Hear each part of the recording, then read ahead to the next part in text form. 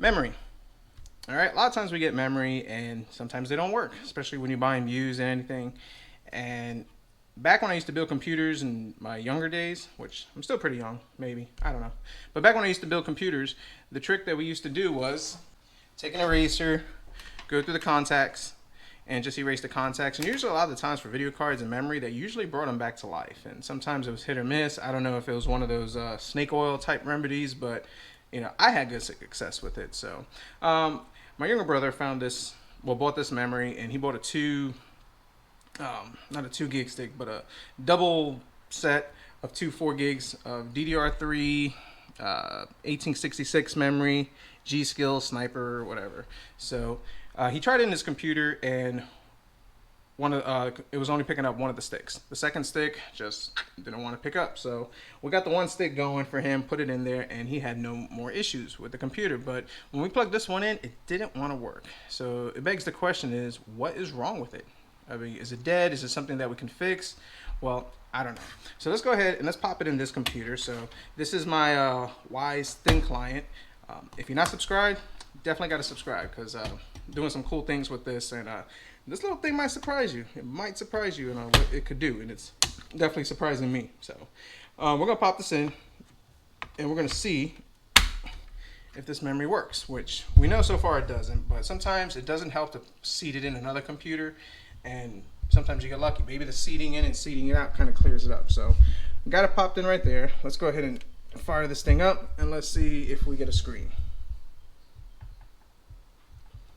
And we wait, and we wait, and we wait.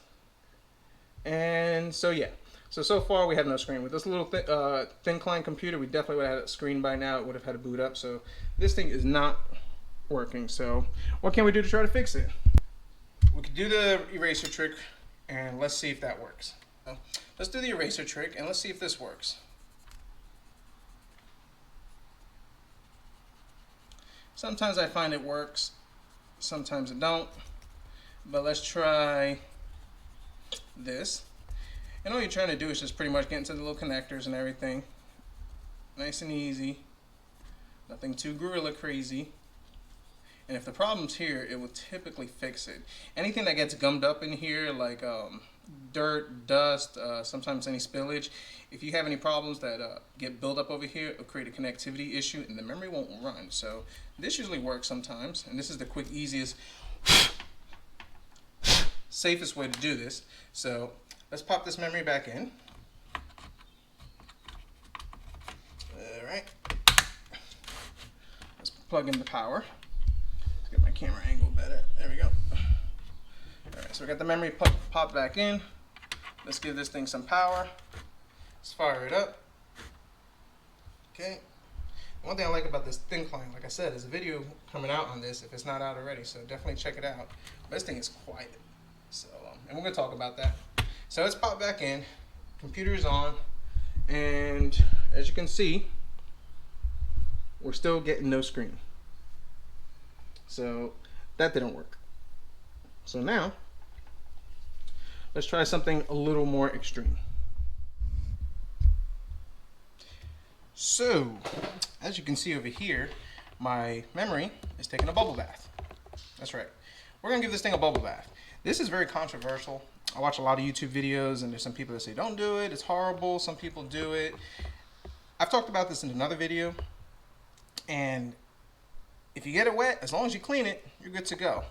So I got some regular water and some Dawn dish soap, because it's a grease fighter, and our little rubber ducky. Well, it looks like he took a dump, but my little rubber ducky to kind of give him a little bath. So what I'm going to do is I'm going to take off this stick of RAM. I'm going to take off this memory heat shield. I'm going to take a small, well, not small, but I'm going to take a toothbrush right over here, take off this. I'm going to give it a little scrub. We're going to dry it out real good. We're going to pop it back in the computer and see if this memory comes back to life.